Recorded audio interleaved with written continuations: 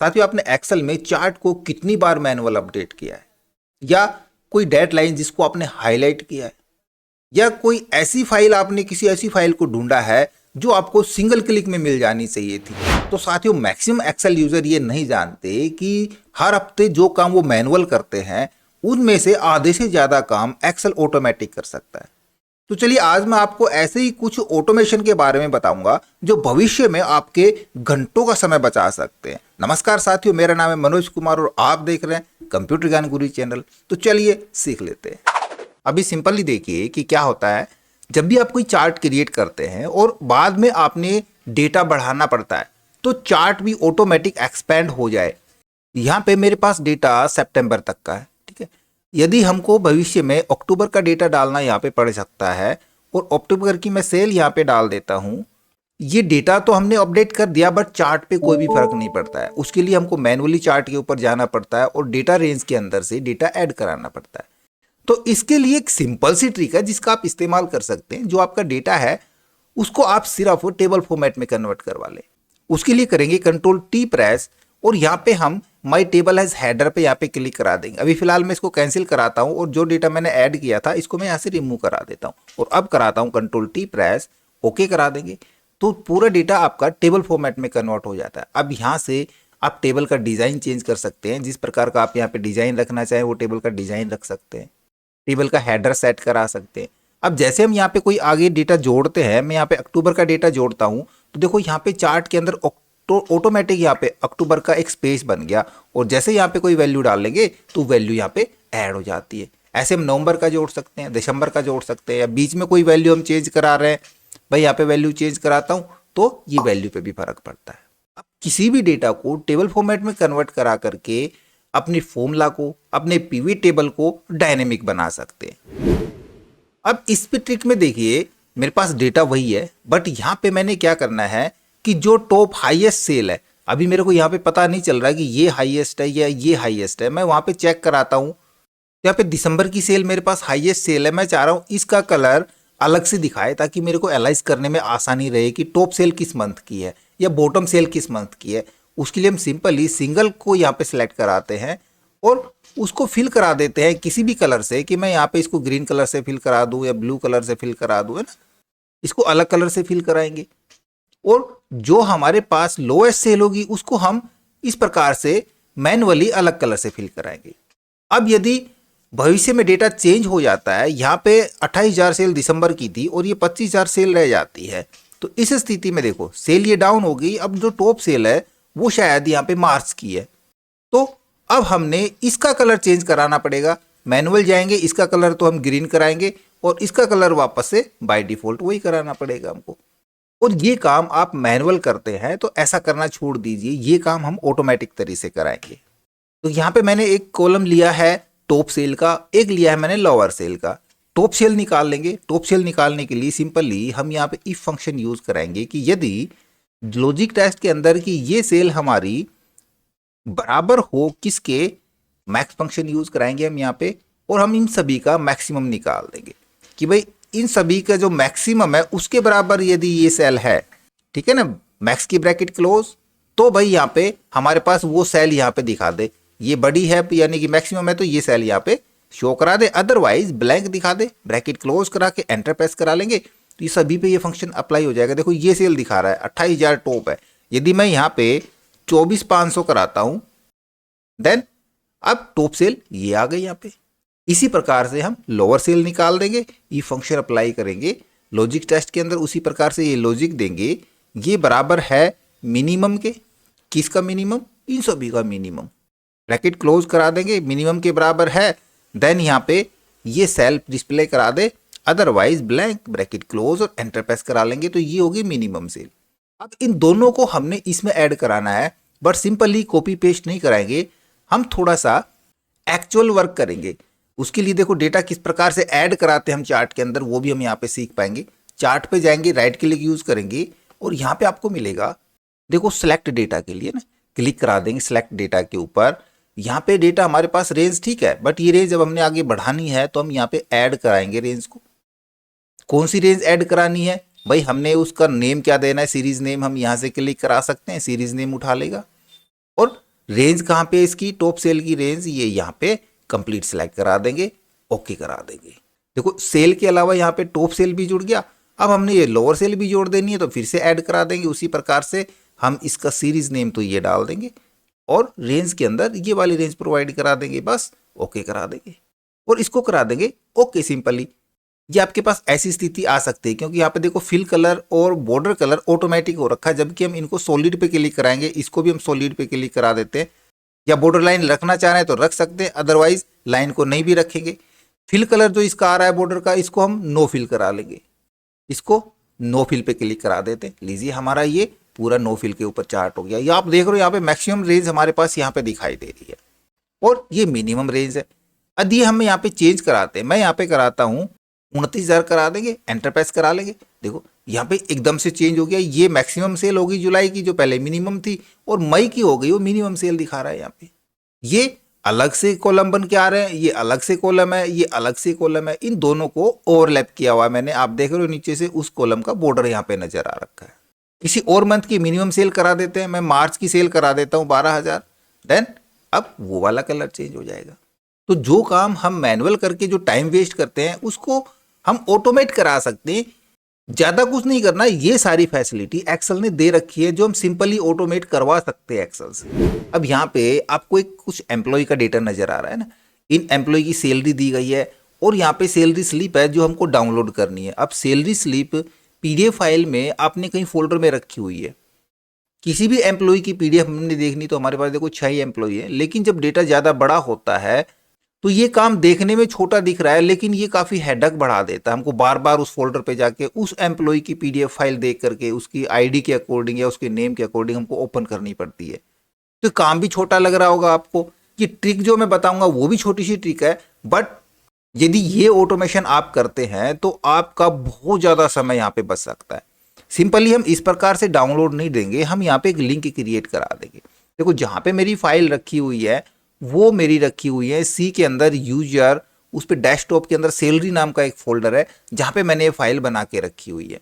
मैं आपको लोकेशन दिखा देता हूँ। देखो ये सैलरी नाम का फोल्डर है और यहाँ पे देखो सभी एम्प्लॉयज की पीडीएफ यहाँ पे रखी हुई है। ये बहुत सारी पीडीएफ हो सकती है और सिंपली मैंने इसकी लोकेशन यहाँ से ले रखी है। आप यहाँ से इसका पाथ कॉपी पेस्ट करा सकते हैं या लोकेशन ले सकते हैं। अब सिंपली हम यहाँ पे यूज करेंगे हाइपर लिंक फंक्शन का यूज। यहाँ पे लिंक लोकेशन पूछता है, लिंक लोकेशन के लिए हम वो लिंक यहाँ पे पेस्ट करा देंगे। मेरे पास लिंक यहाँ पे है, मैं ये सेल दे सकता हूँ। यहाँ पे ये इन्वर्टेड कोमाज मैंने लगा दिया। फिर से मैं क्या करता हूँ, मैं यहाँ से लिंक कोई कॉपी करा लेता हूँ। सेल देना चाहें सेल दे सकते हैं। मैं यहाँ पे करवाता हूँ फिर से हाइपर लिंक और डबल कोट्स के अंदर उस लोकेशन को हम पेस्ट करा देंगे। अब यहाँ पे सिर्फ लोकेशन आई है आपके पास, ध्यान रहे हमारे पास उस फाइल का नाम और फाइल का टाइप नहीं आया है। तो फाइल का नाम कहाँ पे है हमारे पास, यहाँ भी हो सकता है ना, एम्प्लॉय आईडी भी हो सकता है या नेम भी हो सकता है। तो ये हमको उठाना पड़ेगा, उसके लिए %, यूज कराएंगे और हम वो सेल दे देंगे जो फाइल का नाम है।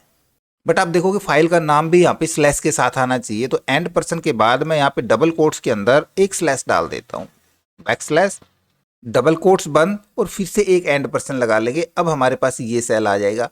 लास्ट में आएंगे फाइल नेम आ चुका है, किस टाइप की फाइल है। फिर से हम यहाँ पे %, यूज करेंगे और डबल कोट्स के अंदर हम कर देंगे .pdf फाइल है, जेपीजी फाइल है या एक्सेल फाइल है या डॉक्यूमेंट्स फाइल है। वो एक्सटेंशन भी यहाँ पे डाल देंगे, डबल कोट्स क्लोज करा लेंगे। यहाँ पे देखो हमारा पूरा फाइल पाथ क्रिएट हो चुका है। सी यूजर शर्मा डेस्कटॉप, उसके अंदर सैलरी नाम का फोल्डर है, उसके अंदर एम्प्लॉय आईडी मतलब ये 11001 नाम की फाइल है और वो .pdf फाइल है। अब इसका कोई फ्रेंडली नेम डालना चाह रहे हैं तो हम डबल कोट्स में यहाँ पे फ्रेंडली नेम डाल सकते हैं। मैं यहाँ पे करा सकता हूँ डाउनलोड, बस ब्रैकेट क्लोज करा के एंटर प्रेस करा देंगे। यहाँ पे कुछ हमारे पास कुछ छूट गया, इसको ओके कराता हूँ पहले। ये देखो स्टार्टिंग में हमने ये जो डबल कोट्स लिया था ना, ये डबल कोट्स हमने क्लोज करना पड़ेगा।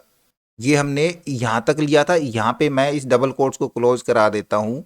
या फिर आप यहाँ पे इस फंक्शन को थोड़ा छोटा भी कर सकते हैं, है ना। वो हमने सीधा एक प्रकार से लोकेशन ही तो है, तो हम यहाँ से ये एक %, यहाँ से रिमूव करा देंगे, ये डबल कोट्स रिमूव करा देते हैं। बस इतना भी तो डाल सकते हैं ना, ये स्लैश भी लगा के छोड़ सकते हैं, बस एंटर प्रेस करा लेंगे, हो गया हमारा काम। इसका हम फॉर्मेट चेंज करा सकते हैं, भाई ये वाला फॉर्मेट रखना है तो ये वाला फॉर्मेट हम इन सभी का ये वाला फॉर्मेट यहाँ पे यूज करा सकते हैं, तो पता भी नहीं चलेगा कि लिंक बना हुआ है कि क्या बना हुआ है, सेव करा लेंगे। अब देखो जिस भी फाइल के ऊपर हम क्लिक कराते हैं, देखो ये एक लिंक क्रिएट हो गई है ना, जिसको भी डाउनलोड कराना है क्लिक कराएंगे, वही PDF फाइल हमारी ओपन होके आ जाएगी। तो ये काम छोटा सा था, छोटी सी ट्रिक थी, बट आप देखोगे मैनुअली हमने उस पैलेस पे जा करके बारी बारी से किसी एक PDF को ओपन करने की बजाय हम डायरेक्ट यहाँ से PDF फाइल ओपन करा सकते हैं। और यही नहीं, हाइपरलिंक की मदद से आप इस प्रकार के टैब क्रिएट कर सकते हैं, अपनी अलग अलग लोकेशन अपनी फाइल को चेक कराने के लिए अलग अलग सीट पे जंप करा सकते हैं, या फिर एक ही फाइल को एक ही जगह ओपन करा सकते हैं। इसके अलावा एक डायनेमिक हाइपरलिंक भी बना सकते हैं कि भाई हम यहाँ से किसी भी एम्प्लॉय की यदि एक सैलरी स्लिप डाउनलोड करना चाह रहे हैं, तो सिंपली हम यहाँ से उस एम्प्लॉय ID को चेक कराएंगे और डाउनलोड करा के उस फाइल को क्लिक करा लेंगे।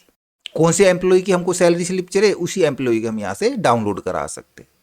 ये डायनेमिक टैब किस प्रकार से बनाएंगे, ये हाइपरलिंक कैसे यूज करेंगे, ये सारा सीखने के लिए आप हमारे चैनल पे जाएं, या इस वीडियो के डिस्क्रिप्शन में मैं उस वीडियो का लिंक डाल दूंगा जहाँ पे मैंने ये सारी चीज़ें सिखाई हुई है। इस ट्रिक में देखिए आपके पास कुछ टास्क हैं और आप कोई टास्क कब क्लियर करना चाह रहे थे, वो डेट चली गई या कब तक आपने क्लियर करना है, इस प्रकार का आपने एक ट्रैकर बनाना है यहाँ पे। और ये भी आप ऑटोमेट तरीके से बनाना चाहते हैं, भाई ऑटोमेटिक अलर्ट आपको मिलता रहे, तो उसके लिए भी आपको ज़्यादा बड़े फंक्शंस वगैरह लगाने की जरूरत नहीं है। एक्सेल ने ये सुविधा भी आपको दी है। देखो सिंपली उसके लिए हम पूरे डेटा को सिलेक्ट करा लेंगे, पूरे डेटा को हाईलाइट करना चाह रहे हैं। होम के अंदर जाएंगे, होम में आपको मिल रहा होगा कंडीशन फॉर्मेटिंग, और यहाँ पे चले जाएंगे न्यू रूल्स के अंदर। न्यू रूल्स में से कर लेंगे use a formula to determine पे क्लिक, और यहाँ पे हम एक छोटा सा फंक्शन यूज करेंगे कि भाई ये जो डेट है ना, इस डेट को हम सिलेक्ट करा लेंगे। ये डेट छोटी है या बराबर है किस डेट के, आज के दिन जब हम काम कर रहे हैं, तो हम यहाँ पे टुडे फंक्शन का यूज करा लेंगे। तो क्या होगा, ये यहाँ पे जाएगा, इस डेट को चेक करेगा कि यार ये डेट आज की है या आज से कम की है, तो इसका मतलब ये डेट हमारी जा चुकी है ना, इस काम को हमको कर लेना चाहिए था। बट अब हमने इनमें सभी पे इस चीज़ को अप्लाई करना है, तो देखो ई जो 5 आ रहा है, 5 से हम ये डॉलर साइन यहाँ से रिमूव करा देंगे, क्योंकि ये सारा नीचे तक काम करना चाहिए, है ना। तो रो को फिक्स नहीं करेंगे, कॉलम को फिक्स रखेंगे। इसी को कोई भी कलर फॉर्मेट हम ले सकते हैं, किस कलर से हम इसको कराना चाह रहे हैं, फिल कलर में चले जाएंगे और उस चीज़ को मैं यहाँ से रेड कलर से यहाँ पे हाईलाइट करा दूँ, या कोई दूसरा कलर लेना चाह रहे हैं तो कोई दूसरा कलर हाईलाइट के ले सकते हैं। साथ में टेक्स्ट कलर भी लेना चाह रहे हैं तो फॉन्ट कलर भी हम यहाँ पे यूज़ करा सकते हैं। भाई फॉन्ट कलर मैं यहाँ पे डार्क रेड ले लेता हूँ, ओके करा के और ओके करा देंगे, तो देखो वो सारे टास्क आपके हाईलाइट हो जाएंगे जो आज की डेट से पहले के थे। देखो ये सारा काम हमको आज से पहले कर लेना चाहिए था, जो कि रह गया। देखो किसी भी डेट को यदि मैं यहाँ पे चेंज कराता हूँ, मैं यहाँ पे कराता हूँ 13/3/2026, देखो ये ऑटोमेटिक यहाँ से हट जाता है। किसी डेट को मैं आज की डेट से पहले की करता हूँ, आज मैं 12 तारीख है जब मैं वीडियो बना रहा हूँ, यदि मैं यहाँ पे 11 की करता हूँ तो ये देखो हाईलाइट हो जाता है। ये तो था कि वो सारी टास्क या वो डेट जो हमने सेट करी थी कि कब किस डेट तक हमने क्या काम कर लेना चाहिए था। अब हम देख रहे हैं कि यदि हमको आगे 3 दिन तक कौन सा और काम करना है, तो यदि आप सिर्फ वही चीज़ देखना चाह रहे हैं तो इसी में एडिट करा सकते हैं, या साथ में नया लगाना चाह रहे हैं देन फिर से हम कंडीशनल फॉर्मेटिंग में चले जाएंगे और फिर से न्यू रूल अप्लाई कर देंगे। फॉर्मूला डिटरमाइंस उसी प्रकार से इक्वल ये cell less than equal today plus 3 दिन या 4 दिन या 5 दिन, हम उतने दिन यहाँ पे ऐड करा लेंगे और इसको हम यहाँ से रिमूव करा देंगे। अब मैं यहाँ पे इसके लिए कलर ले लेता हूँ कोई दूसरा कलर, ओके करा के ओके करा देंगे। अब देखोगे यहाँ पे मैंने टेक्स्ट कलर चेंज करा दिया। हम यहाँ पे फिल कलर चेंज करा सकते थे, आपको काफ़ी लाइटली दिख रहा होगा। इसमें जो ये पहले थे ये तो हो ही गए ग्रीन के, है ना, ये तो प्लस 3 दिन हमारे जुड़ ही रहे हैं, बाकी साथ में देखो ये एक एक्स्ट्रा आ गया, यानी कि ये 13 तारीख तक का है। यदि यहाँ पे मैं 12 और 3 15 का भी करता हूँ तो भी ये हाईलाइट रहेगा, क्योंकि आगे तक की टास्क है, हम इसको 15 तारीख तक क्लियर करना है। हमने ये ग्रीन हो रखा है, देखो ये ग्रीन नहीं हो रखे क्योंकि ये और भी बाद की डेट के हैं। यदि यहाँ पे मैं 16 कराता हूँ तो ये नहीं होगा ना, ये कब होगा, ये नेक्स्ट डे जब अगले दिन हम इस फाइल को ओपन करके देखेंगे तो ये भी हमारा यहाँ पे ग्रीन रहेगा, ये फुली डायनेमिक रहेगा। अभी यहाँ पे इस फाइल के अंदर देखिए मेरे पास ये एम्प्लॉय है और इन सभी एम्प्लॉय को मैंने कुछ रिमाइंडर भेजना है उनकी सैलरी से संबंधित कि भाई अपनी सैलरी ले लें, या फिर कोई कस्टमर है जिनका कुछ पेमेंट पेंडिंग रह रहा है कि भाई उनको पेमेंट रिमाइंडर भेजना है, या थैंक यू विशेस भेजना है, हेलो भेजना है, बट हमने ये काम बहुत सारे एम्प्लॉयज़ के साथ करना है। तो अब जब भी व्हाट्सएप मैसेज करते हो तो ये आपको मैनुअल एक एक करके करना होता है। क्यों ना हम ऐसा करें कि यहाँ पे सिर्फ एक बटन बना दे और क्लिक करते ही सभी के पास मैसेज चला जाए। तो सिंपली हम उसके लिए यहाँ पे आएंगे, हम करेंगे इक्वल हाइपरलिंक का यूज। सबसे पहले तो लोकेशन ही ना, लिंक लोकेशन। लिंक लोकेशन आपने यहाँ पे क्या देना है, डबल कोट्स के अंदर https://wa.me। ठीक है, ये व्हाट्सएप का एपीआई होता है जो आपने यहाँ पे डालना है। इसके बाद कॉन्टैक्ट नंबर डालने हैं, स्लैश यूज कराएंगे, double quotes and person use करेंगे और हम यहाँ पे कॉन्टैक्ट नंबर डालेंगे। तो यहाँ पे मेरे पास कॉन्टैक्ट नंबर यहाँ पे डले हुए हैं। ध्यान रहे इन कॉन्टैक्ट नंबर में मैंने कंट्री कोड पहले लगाया हुआ है। ठीक है, तो हम ये सेल रेफरेंस यहाँ पे डाल देंगे, एंड पर्सन यूज कराएंगे, डबल कोट्स क्लोज करा देंगे। अब हमने जो टेक्स्ट लिखना है क्वेश्चन मार्क डालेंगे, हम यहाँ पे टाइप करेंगे टेक्स्ट इक्वल क्या आपने मैसेज देना है वो मैसेज यहाँ पे टाइप कर लेंगे।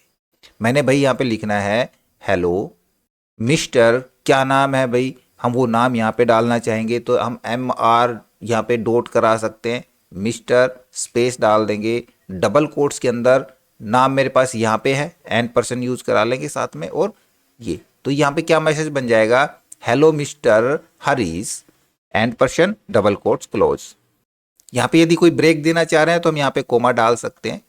योर पेंडिंग अमाउंट इज, क्या है भाई आपकी पेंडिंग अमाउंट, हम वो भी यहाँ पे इन्वर्टेड कोमाज और एंड पर्सन के साथ ये डाल देते हैं। मान लेते हैं ये हमारी पेंडिंग अमाउंट है, and person double quotes close space is due. इस प्रकार से आप पूरा मैसेज यहाँ पे टाइप कर सकते हैं। डबल कोट्स क्लोज करा देंगे, ब्रैकेट क्लोज करा के एंटर प्रेस करा लेंगे, तो यहाँ पे आपके पास एक लिंक जनरेट हो जाएगा और ये लिंक हमने सभी का जनरेट करा देना है। अब इसका बटन किस प्रकार से बनाएंगे, देखो यहाँ पे हम यदि सिंगल क्लिक कराते हैं इसके ऊपर, तो जैसे ही क्लिक कराऊंगा आपकी जो सिस्टम में आपकी व्हाट्सएप एप्लीकेशन जो इंस्टॉल होगी वो ओपन हो जाएगी और ऑटोमेटिक मैसेज चला जाएगा। यहाँ पे सिंगल क्लिक कराते रहेंगे, मैसेज ऑटोमेटिक सेंड होता रहेगा। हम चाहे सिंगल बटन से क्लिक कराएं और एक बार में बारी बारी से ऑटोमेटिक सभी के पास मैसेज चले जाए, तो इसके लिए मैंने एक पर्टिकुलर वीडियो बनाया। आप हमारी माइक्रोसॉफ्ट एक्सेल की प्लेलिस्ट में जाकर के वो वीडियो देख सकते हैं, जिसमें मैंने ये भी बताया है कि यदि हम साथ में कोई फाइल अटैच करना चाह रहे हैं तो फाइल किस प्रकार से अटैच करेंगे। इधर देखिए, यदि आपके पास माइक्रोसॉफ्ट ऑफिस 365 है तो उस स्थिति में आपका और भी काम बहुत ज़्यादा ऑटोमेट तरीके से हो सकता है, जहाँ पे आपको पीवी टेबल की या एक्स लुकअप फंक्शन की, इस प्रकार से बड़े बड़े फंक्शंस की जरूरत भी नहीं है डेटा एनालाइज कराने के लिए। हम सिंपल एक फंक्शन से यूज कर सकते हैं काम, जो कि है पाइथन का फंक्शन। पाइथन इनबिल्ट आता है माइक्रोसॉफ्ट 365 में, इसके लिए अलग से इसको इंस्टॉल करने की जरूरत नहीं है। हमारे पास देखो डेटा यहाँ पे डेट वाइज मेरे पास 1 महीने का डेटा है। ये डेटा आपके पास ज़्यादा हो सकता है और ईस्ट वेस्ट नॉर्थ जोन अलग अलग जोन की यहाँ पे मेरे पास सेल दिखाई गई है। मैं इसके ऊपर एनालाइज करना चाह रहा हूँ, तो सिंपली मैं यहाँ पे सबसे पहले तो यूज़ करूँगा पाइथन फंक्शन का। py टाइप करेंगे, टैब यूज़ कर लेंगे और हमने इसकी एक पहले डेटा फ्रेम क्रिएट कर लेनी है, क्योंकि डेटा हमारे पास पता होना चाहिए, बार बार डेटा पे जाने की जरूरत नहीं पड़ेगी।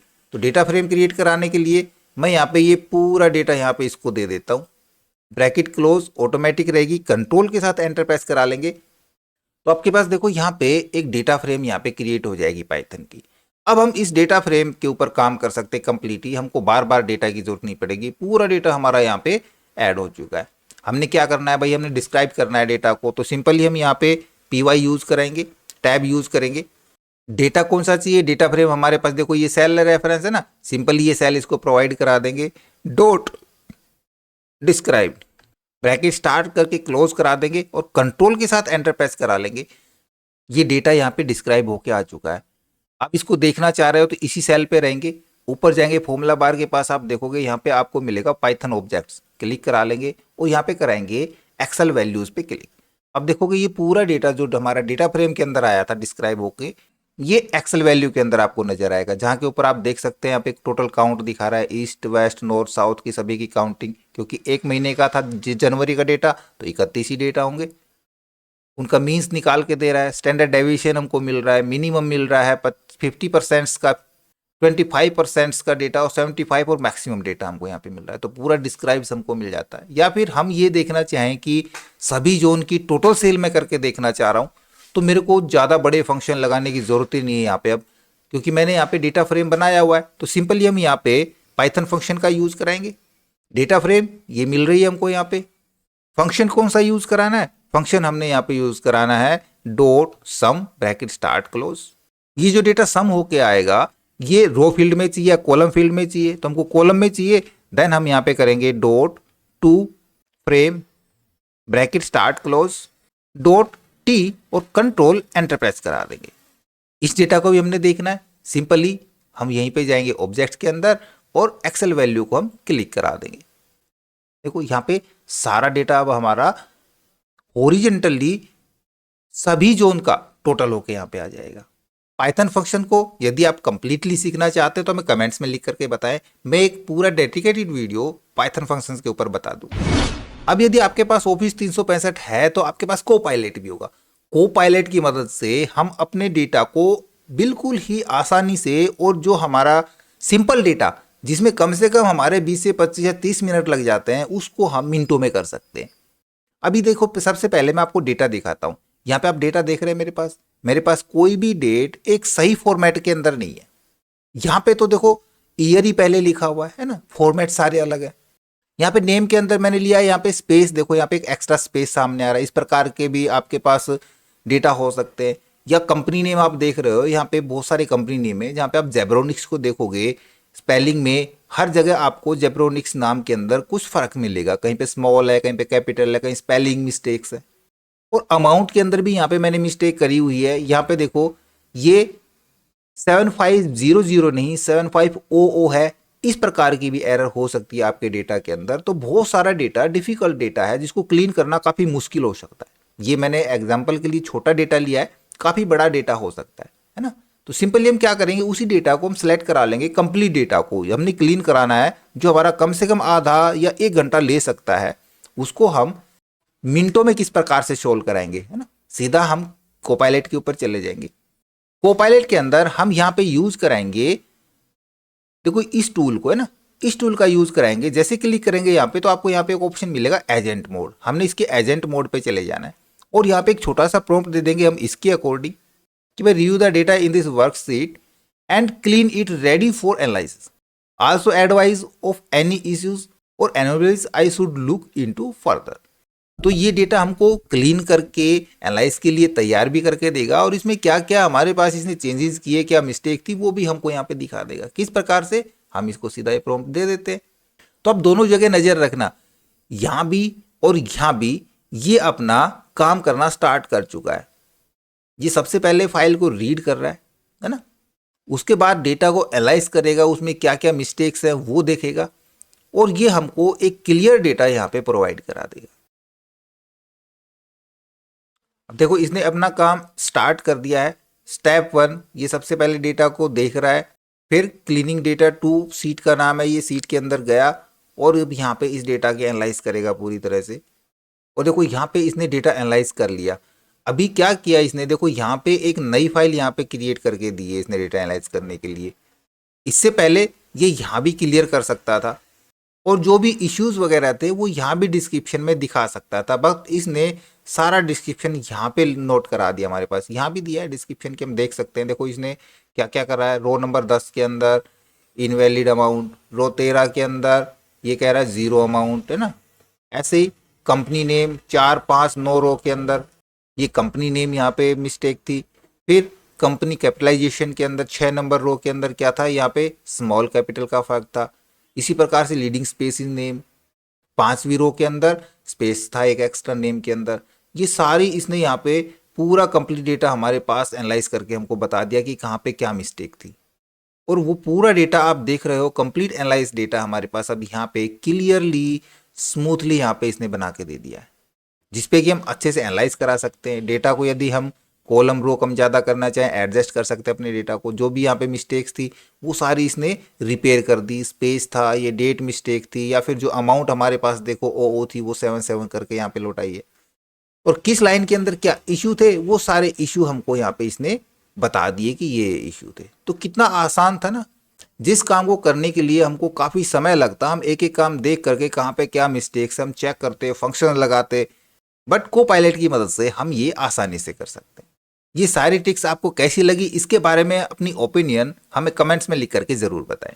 आशा करूंगा वीडियो आपको जरूर अच्छा लगा होगा। इसी प्रकार अच्छे अच्छे वीडियो देखते रहने के लिए लगातार हमारे साथ बने रहे। हमारे वीडियोस को ज़्यादा से ज़्यादा हम दोस्तों में शेयर करें, में लाइक करें, और यदि नया बार चल पे तो हम सब्सक्राइब जरूर कर लें।